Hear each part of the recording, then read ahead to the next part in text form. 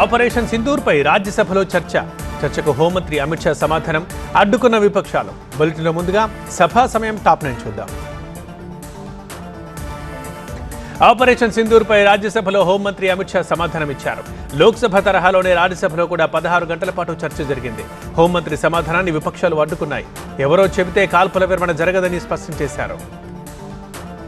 రాజ్యసభలో 16 గంటల చర్చ తర్వాత ప్రధాని వచ్చి సమాధానమిస్తారని తాము భావించామని విపక్ష నేత మల్లికార్జున ఖర్గే అన్నారు. ఇక్కడే ఉండే ప్రధాని రాకపోవడం సభను అవమానించడమేనంటూ ఆగ్రహం వ్యక్తం చేశారు. హోంమంత్రి సమాధానాన్ని విపక్ష సభ్యులు అడ్డుకుని వాకౌట్ చేశారు. పాక్ ఆక్రమిత కశ్మీర్ భారత్లో భాగమని అమిత్ షా మరోసారి స్పష్టం చేశారు. పీఓకేని కాంగ్రెస్ పాక్కి అప్పగించిందని, దాన్ని తాము వెనక్కి తీసుకుంటామని ప్రకటించారు. బుజ్జగింపు రాజకీయాలు కాంగ్రెస్కి అలవాటని మండిపడ్డారు షా. ఆపరేషన్ సింధూర్ సమయంలో ప్రధాని, అమెరికా అధ్యక్షుడి మధ్య ఎలాంటి కాల్స్ రాలేదని విదేశాంగ మంత్రి జయశంకర్ అన్నారు. కాల్పుల విరమణలో థర్డ్ పార్టీ జోక్యం లేదని స్పష్టం చేశారు. ఆపరేషన్ సింధూర్ ఆపడానికి వాణిజ్యానికి ఎలాంటి సంబంధమూ లేదని తెలిపారు. రాహుల్ గాంధీ చైనా గురువు అని విదేశాంగ మంత్రి జయశంకర్ పరోక్షంగా ఆరోపణలు చేశారు. బీజింగ్ ఒలింపిక్స్కి హాజరు కావడం, చైనా రాయబారి నుంచి ప్రత్యేక ట్యూషన్లు తీసుకోవడం ద్వారా వారికి జ్ఞానం పెరిగిందని విమర్శించారు. 2004 నుంచి 2014 వరకు జరిగిన ఉగ్రదాడులపై కాంగ్రెస్ ఎలాంటి చర్య చేపట్టలేదని కేంద్ర మంత్రి, బీజేపీ అధ్యక్షుడు నడ్డా ఆరోపించారు. దాడులు జరిగిన 2 దేశాల మధ్య వాణిజ్యం కొనసాగిందని గుర్తు చేశారు. పాక్ మనపై తుపాకీ గుళ్లతో తెగబడితే ఇక్కడ వాళ్లకు బిర్యానీ వడ్డించారని మండిపడ్డారు. చిటికెడు సింధూరం విలువ ప్రధాని మోదీకి ఏం తెలుసని కాంగ్రెస్ ఎంపీ రేణుకా చౌదరి అన్నారు. పహల్గాం దాడిలో చనిపోయిన శుభం ద్వివేది భార్య చెప్పిన మాటల్ని ఆమె ప్రస్తావించారు. చనిపోయిన వారి పేర్లను ప్రధాని ప్రస్తావించకపోవడంపై ఆ మహిళ ఎంతో ఆవేదన వ్యక్తం చేసిన విషయాన్ని రేణుకా గుర్తు చేశారు. ఆపరేషన్ సింధూర్ అంటూనే భారత్, పాకిస్తాన్ల మధ్య క్రికెట్ మ్యాచ్ ఎలా ఆడతారని శివసేన ఎంపీ ప్రియాంక చతుర్వేది రాజ్యసభలో ప్రశ్నించారు. పహల్గాం ఉగ్రదాడిలో భర్తల్ని కోల్పోయిన 26 మంది మహిళలకు ఏం జవాబు చెప్తామని నిలదీశారు. ఆపరేషన్ సింధూర్పై ప్రధాని మోదీ, విదేశాంగ మంత్రి జయశంకర్ డొంక తిరుగుడు సమాధానం చెప్పారని కాంగ్రెస్ ఎంపీ ప్రియాంక గాంధీ ఆరోపించారు. కాల్పుల విరమణపై ట్రంప్ అబద్ధం చెబుతున్నారని నేరుగా చెప్పాలని డిమాండ్ చేశారు. నామినేటెడ్ పోస్టులపై భర్తీపై చర్చోపచర్చలు. అమెరికా సుంకాలపై మోదీ సమాధానం చెప్పాలన్న ఎంపీ మల్లు రవి. పగటి వేషగాలను నమ్మి మోసపోవద్దంటున్న మంత్రి పొంగులేటి. ఇలాంటి తెలంగాణ టాప్ 9 ఇప్పుడు. నామినేటెడ్ పోస్టుల భర్తీపై చర్చించేందుకు తెలంగాణ కాంగ్రెస్ ఇన్ఛార్జ్ మీనాక్షితో భేటీ అయ్యారు సీఎం రేవంత్. బీసీ రిజర్వేషన్ల సాధన కోసం నేతల ఢిల్లీ టూర్ తేదీలపై కూడా సమావేశంలో చర్చించారు. మాజీ మంత్రి ముఖేష్ గౌడ్, శివశంకర్ విగ్రహాల ఏర్పాటుకి ప్రస్తావన వచ్చింది. ఢిల్లీలో గ్రామీణ విద్యుదీకరణ కార్పొరేషన్ డైరెక్టర్ జితేంద్ర శ్రీవాస్తవతో భేటీ అయ్యారు తెలంగాణ మంత్రి ఉత్తమ్. గత ప్రభుత్వం ఆర్ఈసీ నుంచి 16,000 కోట్ల రూపాయల అప్పుపై చర్చించారు. వడ్డీ రేటు తగ్గించి రుణ చెల్లింపు కాల పరిమితి పెంచాలని కోరారు. అమెరికా అధ్యక్షుడు ట్రంప్ భారత్పై 25 సుంకాల విధింపుని ప్రధాని మోదీ ఎందుకు ఖండించడం లేదని ప్రశ్నించారు కాంగ్రెస్ ఎంపీ మల్లు రవి. సుంకాలపై బ్రెజిల్, చైనా లాంటి దేశాలు తీవ్రంగా స్పందించిన విషయాన్ని గుర్తు చేశారు మల్లు. మంత్రి పొన్నంపై ఆగ్రహం వ్యక్తం చేశారు కాంగ్రెస్ నేత ఫిరోజ్ ఖాన్. జూబ్లీహిల్స్ ఉప ఎన్నికలో లోకల్ అభ్యర్థికే టికెట్ ఉంటుందని చెప్పడం సరికాదన్నారు. తాను కూడా ఉప ఎన్నిక రేసులో ఉన్నట్లు చెప్పారు. అజారుద్దీన్కి టికెట్ ఇస్తే తనకు ప్రాబ్లం లేదని, వేరొకరికి ఇస్తే బాగుండదని హెచ్చరించారు. బీసీ రిజర్వేషన్లపై ప్రభుత్వం తర్జన భర్జన పడుతోందన్నారు తెలంగాణ బీజేపీ చీఫ్ రామచంద్రరావు. మతపరమైన రాజకీయ రిజర్వేషన్ల పేరుతో బీజేపీపై బురద జల్లుతోందన్నారు. ప్రభుత్వం బీసీలకు ప్రకటించిన 42% రిజర్వేషన్లలో 10% ముస్లింలకు ఇవ్వడాన్ని మరోసారి వ్యతిరేకించారు. బీజేపీ ప్రజా వ్యతిరేక విధానాలు అవలంబిస్తోందన్నారు సిపిఎం నేత తమ్మినేని వీరభద్రం. ప్రభుత్వ రంగ సంస్థల్ని కార్పొరేట్లకు కట్టబెడుతోందన్నారు. కార్పొరేట్ వ్యవస్థలతో కార్మికులు, మధ్యతరగతి ప్రజలు నష్టపోయే ప్రమాదం ఉందన్నారు. బీసీ రిజర్వేషన్లపై రేవంత్ సర్కార్ తీరుని ఎప్పబట్టారు మాజీ ఎంపీ వినోద్ కుమార్. ఢిల్లీలో ధర్నా పేరుతో డ్రామాలు చేయడం సరికాదన్నారు. రాహుల్ని తీసుకుని ప్రధాని మోదీ వద్దకు వెళ్లాలని చెప్పారు. పనికిరాని వాళ్ళ విమర్శలకు స్పందించాల్సిన అవసరం లేదంటున్నారు మాజీ మంత్రి జగదీష్ రెడ్డి. దర్యాప్తు సంస్థలు కేవలం కేసీఆర్పై పడుతున్నాయని విమర్శించారు. కాంగ్రెస్ని కేటీఆర్ విమర్శిస్తే బండి సంజయ్కి బాధ ఏంటని ప్రశ్నించారు. ఎన్నికల వేళ చాలా మంది పగటి వేషగాళ్ళు వస్తుంటారని, వారిని నమ్మి మోసపోవద్దన్నారు మంత్రి పొంగులేటి. ఇచ్చిన ప్రతి హామీని కాంగ్రెస్ నెరవేరుస్తుందన్నారు. సింగపూర్లో సీఎం చంద్రబాబు బిజీ. నెల్లూరులో జగన్ రేపటి పర్యటనపై పోలీసుల ఆంక్షలు, అభ్యంతరం వ్యక్తం చేస్తున్న వైసీపీ. ఇలాంటి ఏపీ టాప్ 9 ఇప్పుడు. AP CM Chandrababu Singapore tour కొనసాగుతోంది. సింగపూర్లోని ప్రముఖ కంపెనీల ప్రతినిధులతో వరుసగా భేటీ అవుతున్నారు. రియల్ ఎస్టేట్ ప్రాజెక్టులు, ఇండస్ట్రియల్ పార్కులు, డేటా సెంటర్లు, గ్రీన్ బిల్డింగ్స్ వంటి అంశాలపై చర్చించారు. రేపు నెల్లూరు జిల్లాలో పర్యటిస్తారు వైఎస్ జగన్. జైల్లో రిమాండ్ ఖైదీగా ఉన్న కాకానితో ములాఖత్ అవుతారు. ఆ తర్వాత నల్లపరెడ్డి ప్రసన్నకుమార్ రెడ్డితో భేటీ అవుతారు. జన సమీకరణ చేయొద్దంటూ ఇప్పటికే వైసీపీ నేతలకు నోటీసులు ఇచ్చారు పోలీసులు. జగన్ నెల్లూరు టూర్పై పోలీసుల ఆంక్షల్ని ఖండించారు మాజీ మంత్రి అనిల్ కుమార్. వైసీపీకి పోరాటాలు కొత్తేం కాదన్నారు. జగన్కి ప్రజాదరణని జీర్ణించుకోలేకనే ఆంక్షలు పెడుతోందన్నారు. కేసులు, జైళ్లకు వైసీపీ కార్యకర్తలు భయపడబోరన్నారు అనిల్. జగన్ రేపటి నెల్లూరు పర్యటనపై ఆంక్షల్ని ఖండించారు మాజీ డిప్యూటీ సీఎం అంజాద్ బాషా. వైసీపీ హయాంలో ఇలాగే ఆంక్షలు పెడితే కూటమి నేతలు రాష్ట్రంలో పర్యటించేవారా అంటూ ప్రశ్నించారు. తాము ఆంక్షలు కఠినం చేస్తే పవన్ పర్యటన సాధ్యమయ్యేదా అని నిలదీశారు. జగన్ నెల్లూరు పర్యటనపై ఎమ్మెల్యే సోమిరెడ్డి విమర్శలు కురిపించారు. వైసీపీ రెచ్చగొట్టే వ్యాఖ్యల వల్లే పోలీసులు ఆంక్షలు పెట్టారన్నారు. కాకాని పాపాలకు బలైన వారిని కూడా జగన్ పరామర్శించారన్నారు. లిక్కర్ కేసులో సిట్ అసత్యాల్ని వండి వారుస్తోందన్నారు మాజీ మంత్రి పేర్ని నాని. జగన్పై విషం చిమ్మడమే పనిగా పెట్టుకున్నట్లు ఆరోపించారు. బాబుని అరెస్ట్ చేసినందుకు ప్రతీకారంగా జగన్ని అరెస్ట్ చేసే కుట్రలు జరుగుతున్నాయన్నారు. సిట్కి దొరికిన 11 కోట్లు ఎక్కడివో తేల్చాలంటూ డిమాండ్ చేశారు. ఏపీ లిక్కర్ కేసులో కక్ష సాధింపు ఉండదని స్పష్టం చేశారు మంత్రి పార్థసారథి. సిట్ అధికారులు కేసుని నిష్పక్షపాతంగా విచారణ చేస్తున్నారని తెలిపారు.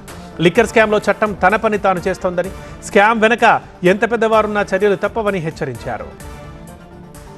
రాయలసీమకు జరిగిన అన్యాయం మాటల్లో చెప్పలేమన్నారు ఏపీ బీజేపీ చీఫ్ మాధవ్. సీమ అభివృద్ధికి కేంద్రం కట్టుబడి ఉందన్నారు. రాయలసీమ నుంచి ప్రధాని, ముఖ్యమంత్రులు ఉన్నా ఇంకా సమస్యలు ఉండడం దురదృష్టకరమన్నారు. టీడీపీ మహిళా నేతలపై వైసీపీ అనుచిత వ్యాఖ్యల్ని ఖండించారు ఎంపీ బైరెడ్డి శబరి. మహిళల వ్యక్తిత్వ హననం లైంగిక దాడితో సమానమన్నారు. ఇలాంటి మాటలతో మహిళల గొంతు నొక్కలేరన్నారు. నాగార్జున సాగర్ నుంచి కొనసాగుతున్న నీటి విడుదల. తుళ్లూరు, లంక గ్రామాలకు వరద హెచ్చరిక. గురుకులం సెక్రటరీని అడ్డుకున్న విద్యార్థి సంఘాలు. ఇలాంటి టాప్ 9 పల్లె వార్తలు ఇప్పుడు చూద్దాం. ఎగువ నుంచి వస్తున్న వరదతో రెండో రోజు కూడా నాగార్జున సాగర్ నుంచి నీటి విడుదల కొనసాగుతోంది. 26 గేట్ల నుంచి కృష్ణమ్మ జాలు వారుతోంది. 590 అడుగుల గరిష్ట నీటి మట్టానికి గాను ప్రస్తుతం 588 అడుగుల నీరు సాగర్లో ఉంది.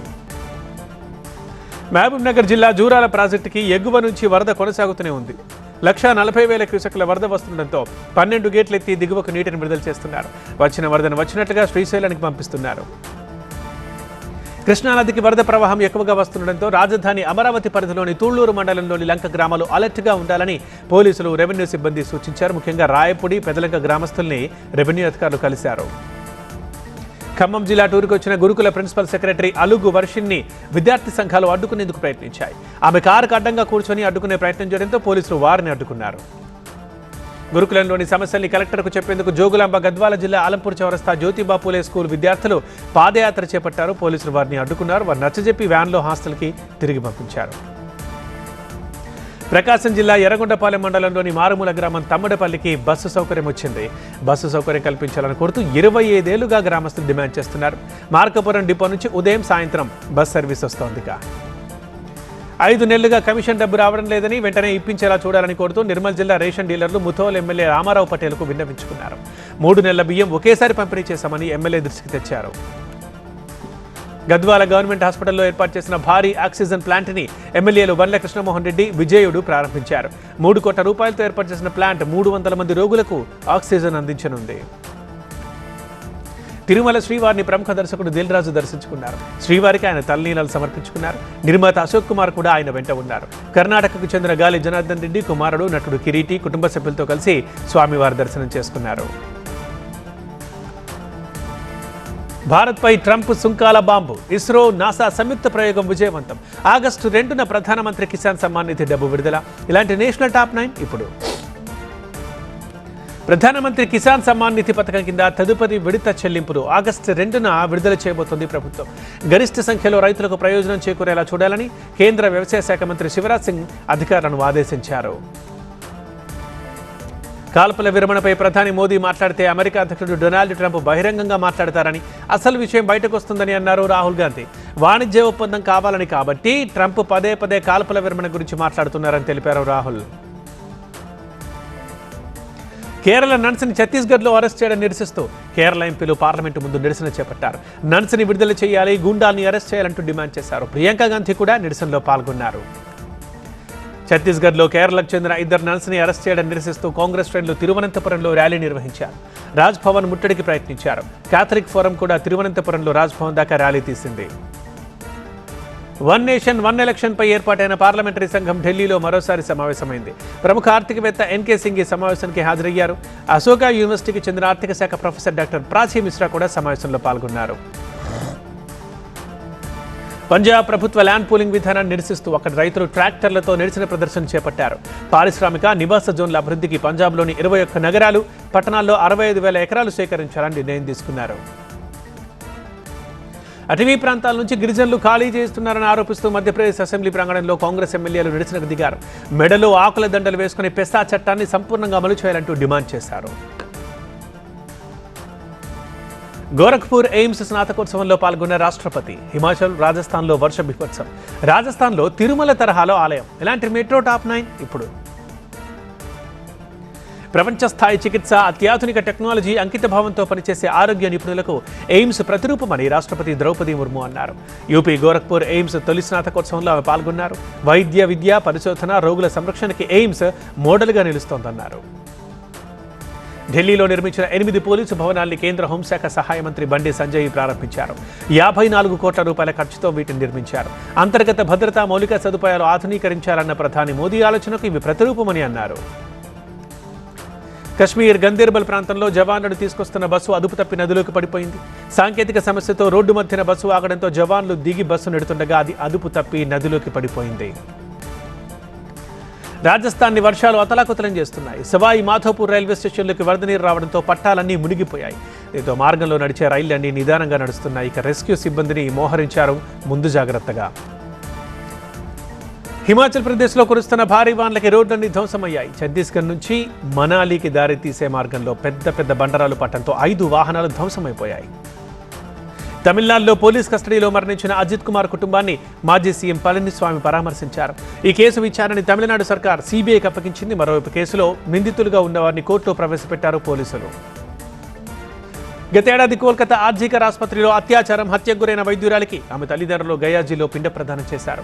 తమకు ఆమె అంతిమ సంస్కారాలు చేస్తుందనుకుంటే తామే ఆమెకు చేయాల్సి వచ్చిందని ఆవేదన వ్యక్తం చేశారు. నేరస్తులకు మరణశిక్ష విధించాలంటూ డిమాండ్ చేశారు.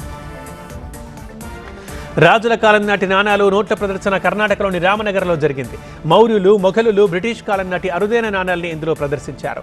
భారతదేశంలో కరెన్సీ వ్యవస్థ ఎలా ఆవిర్భవించిందో సందర్శకులకు ఈ ప్రదర్శన ద్వారా తెలియజెప్పారు. రాజస్థాన్ అజ్మీర్లో శ్రావణ మాసం బడీ తీజ్ సందర్భంగా అక్కడి ఆలయాల్లో డోలోత్సవం జరిగింది. ఈ గుడిని తిరుమల తరహాలో నిర్మించారు. 1924 నుంచి ఈ ఆలయంలో డోలోత్సవం నిర్వహిస్తున్నారు. అల్-ఖైదాతో సంబంధాలున్న మహిళ అరెస్ట్. మారుమూల గ్రామంలో సైబర్ ముఠా కార్యకలాపాలు. వినాయక విగ్రహాన్ని ఎత్తుకుపోయిన దొంగలు. ఇలాంటి క్రైమ్ టాప్ 9 ఇప్పుడు. ఉగ్రవాద సంస్థ అల్-ఖైదాతో సంబంధాలున్న మహిళ సమా పర్వీన్ని గుజరాత్ యాంటీ టెర్రర్ స్క్వాడ్ బెంగళూరులో అరెస్ట్ చేసింది. గతంలో అరెస్ట్ అయిన 3 ఇచ్చిన సమాచారంతో ఈ మహిళని అదుపులోకి తీసుకున్నారు. సెల్ ఫోన్ సిమ్లు మ్యానిపులేట్ చేస్తూ సైబర్ మోసాలకు పాల్పడుతున్న 4 సభ్యుల ముఠాని మంచిర్యాల జిల్లా పోలీసులు అరెస్ట్ చేశారు. జిల్లాలోని మారుమూల గ్రామం పొన్కల్ నుంచి ఈ ముఠా కార్యకలాపాలు నిర్వహిస్తున్నట్లు గుర్తించారు. మెదక్లో వినాయక విగ్రహాల విక్రయ కేంద్రం నుంచి 10 అడుగుల విగ్రహాన్ని దొంగలు ఎత్తుకెళ్లారు. 2 విగ్రహాలు ఎత్తుకెళ్లాలని ప్రయత్నించారు. కుదరకపోవడంతో ఒకటి తీసుకెళ్లారు. మెదక్ జిల్లా నర్సాపుర ఎన్జీఓ కాలనీలోని షిరిడి సాయిబాబా ఆలయంలో చోరీ జరిగింది. హుండీని పగలగొట్టి అందులో నగదు తీసుకెళ్లారు. చోరీకి ముందు అక్కడ సీసీ కెమెరాల్ని దొంగలు తొలగించారు. మద్యం తాగి స్కూల్కు వచ్చిన కడప జిల్లా కమలాపురం మండలం పెద్ద చెప్పలి స్కూల్ హెడ్ మాస్టర్ని జిల్లా కలెక్టర్ సస్పెండ్ చేశారు. విచారణ అధికారిగా వచ్చిన డీఈఓ స్కూల్లో విచారణ చేపట్టారు. కల్తీ కల్లు తయారీకి ఉపయోగించే క్లోరల్ హైడ్రేట్ 30 కేజీలు, ఇతర ముడి సరుకుని నల్లగొండ జిల్లా నార్కటిపల్లి పోలీసులు స్వాధీనం చేసుకున్నారు. గుంటూరు జిల్లా అచ్చంపేట, చామరులో అక్రమ ఇసుక నిల్వల్ని మైనింగ్, రెవెన్యూ, పోలీస్ అధికారులు పరిశీలించారు. అక్రమంగా నిల్వ ఉంచిన 100 లారీల ఇసుకని సీజ్ చేశారు. అన్నమయ్య జిల్లా గుర్రంకంటలో 20 కేజీల గంజాయిని పోలీసులు స్వాధీనం చేసుకున్నారు. 10 మందిని అరెస్ట్ చేశారు. వారి దగ్గర నుంచి 8 సెల్ ఫోన్లు స్వాధీనం చేసుకున్నారు. ఒడిశా నుంచి గంజాయిని తరలిస్తున్నట్లు గుర్తించారు. కర్ణాటక ధార్వాడ్ పోలీసులు భారీ మొత్తంలో రేషన్ బియ్యాన్ని పట్టుకున్నారు. మొత్తం 49 టన్నుల బియ్యాన్ని స్వాధీనం చేసుకున్నారు. దీని విలువ సుమారు 11 లక్షల రూపాయలు ఉంటుందిగా అంచనా వేశారు. స్వల్ప లాభాలతో గట్టెక్కిన స్టాక్ మార్కెట్. మళ్లీ లక్షపీఠంపై బంగారం. అతిపెద్ద ఐపీఓ ప్లాన్ చేస్తున్న ముఖేష్ అంబానీ. ఇలాంటి బిజినెస్ టాప్ 9 ఇప్పుడు. స్వల్ప లాభాలతో స్టాక్ మార్కెట్లు గట్టెక్కాయి. సెన్సెక్స్ 144 పాయింట్లు, నిఫ్టీ 34 పాయింట్ల లాభాన్ని నమోదు చేశాయి.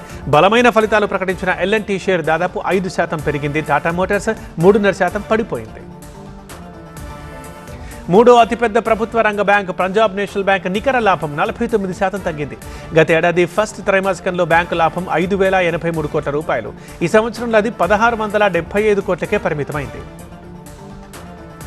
బంగారం లక్ష సింహాసనంపై తిరిగి కూర్చుంది. 24 క్యారెట్ల బంగారం 10 గ్రాముల ధర 660 రూపాయలు పెరిగి 1,480 రూపాయలకి, 600 రూపాయలు పెరిగి 22 క్యారెట్ల బంగారం 92,100 రూపాయలకు చేరుకుంది. మార్చి నుంచి స్థిరంగా కనిపిస్తున్న రూపాయి విలువ క్రమంగా క్షీణిస్తోంది. సుంకాల మోత, క్రూడాయిల్ ధర పెరుగుదల ప్రభావం రూపాయిపై కనిపిస్తోంది. డాలర్తో పోలిస్తే 87.43కి పడిపోయింది రూపాయి. భారతదేశం అతిపెద్ద డిపాజిటరీ ఎన్ఎస్డిఎల్ ఐపీఓకి భారీ స్పందన లభించింది.